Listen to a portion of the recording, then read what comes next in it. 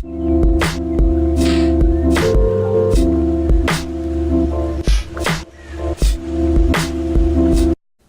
안녕하세요. 평생투자 파트너입니다.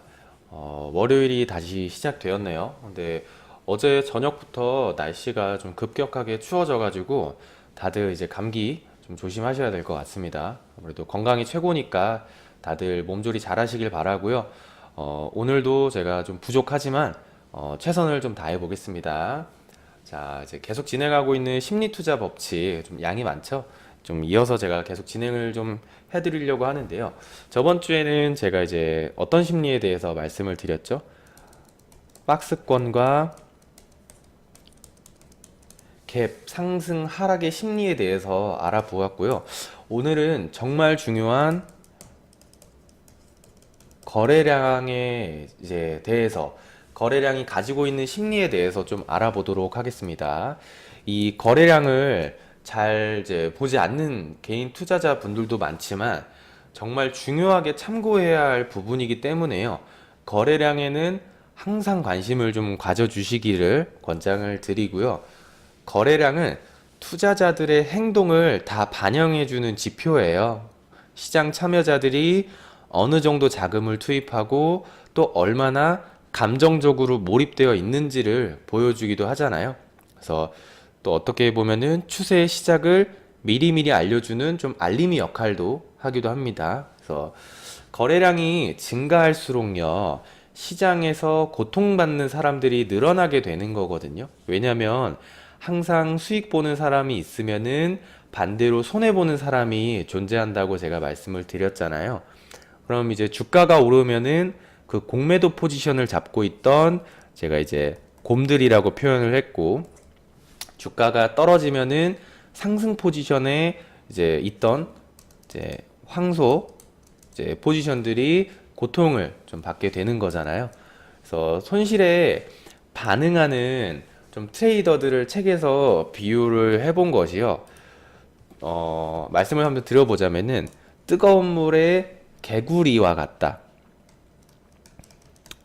뜨거운 물에 개구리와 같다고 하거든요.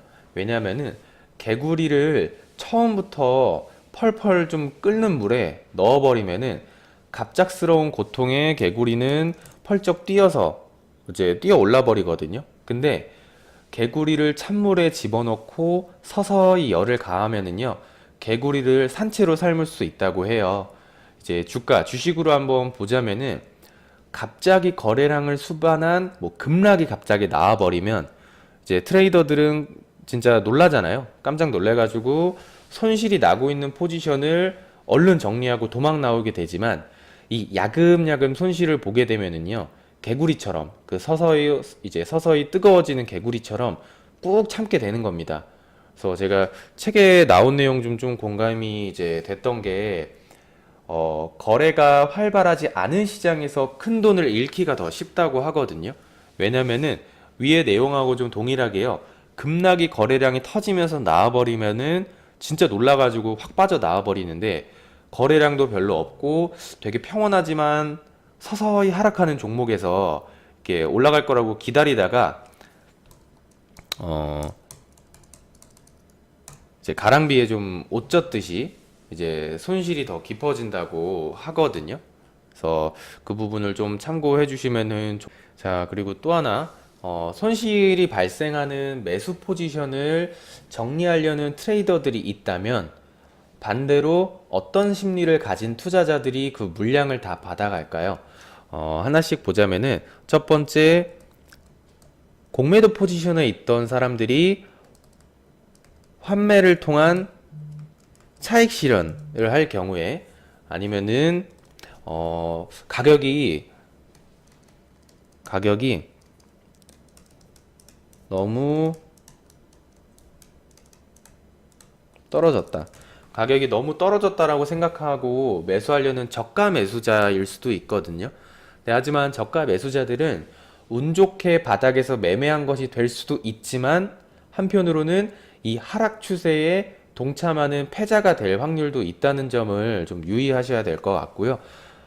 말씀을 계속 드렸지만 추세를 거스르지는 말자라는 말씀을 한번 더 드리고요. 또 다음으로 한번 넘어가 보면은 거래량을 꾸준히 유지하면서 진행되는 추세들은요, 지속될 가능성이 높다고 하는데요.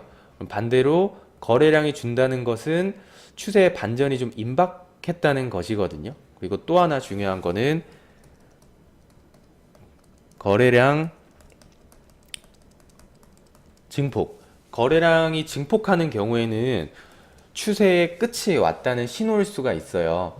보통 추세가 강할 때는 거래량을 한 번에 뿜어버리면서 이런 뭐 마지막 랠리라든지 마지막 불꽃을 좀 태우고 진행하는 종목들이 이제 경우가 종종 있거든요.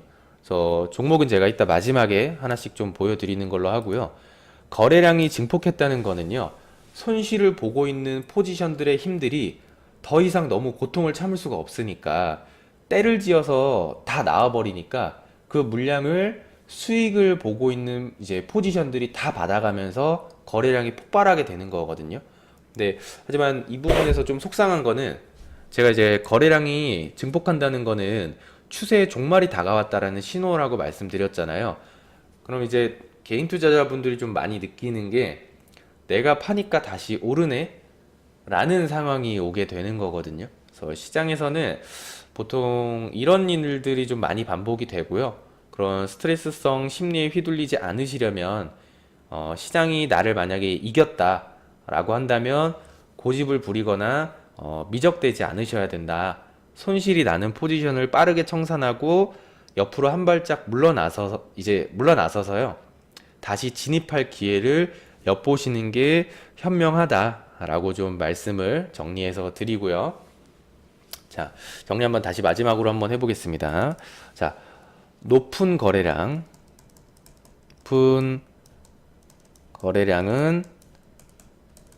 추세를 확증한다. 신고점을 찍거나 도달을 하게 되면은 이제 테스트를 해보거나 갱신을 할 확률이 높아지는 거고요. 그리고 두 번째는 시장이 신저점을 찍고 하락 거래량이 증폭하게 되면은 과도한 하락이라는 인식이 투자자들 사이에서 공유가 되기 때문에 이 신저점을 한번 테스트 해볼 확률이 이제 있다라는 거고요. 세 번째 한번 말씀드리면은 추세가 지속되는 동안 거래량이 줄어든다. 거래량이 줄어든다면 추세의 반전의 기운이 무르익는 것이다. 라고 말씀을 드리고요. 또 네 번째는 혹시라도 추세에 반대되는 움직임이 있을 때는요, 항상 거래량을 유의하셔야 된다고 말씀을 드리고요. 그리고 제가 이제 종목들을 한번 보면서 상승 추세의 거래량, 뭐 하락 추세의 거래량, 마지막 이제 거래량이 증폭되는 부분을 한번 보고 오늘은 종료하도록 하겠습니다. 종목으로는 포스코 캠텍 한번 보겠습니다.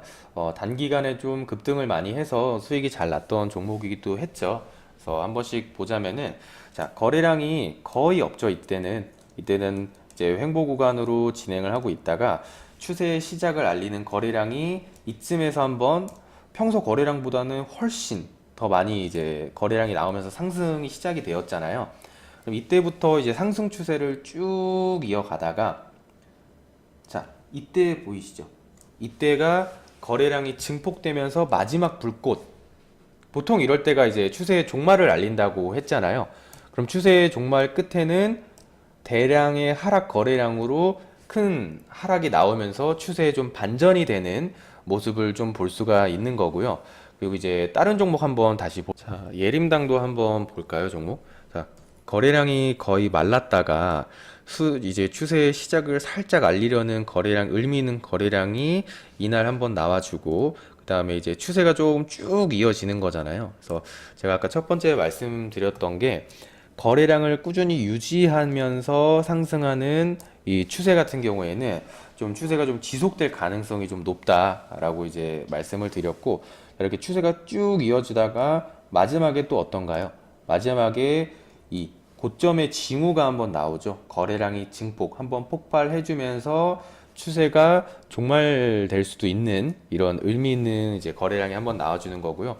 그 뒤부터는 좀 하락 거래량이 좀 증폭을 하면서 아무래도 추세의 반전을 좀 의미하는 부분이 좀 나올 수가 있고요. 근데 요즘은 또 다시 거래량이 또 상승을 하면서 또 다시 의미 있는 자리가 좀 나오기는 했거든요. 그래서 이런 것처럼 거래량은 아무래도 이제 좀 미리 알려주는 알림이 역할을 할 수 있다. 그래서 제가 말씀을 한번 드리는 거고요.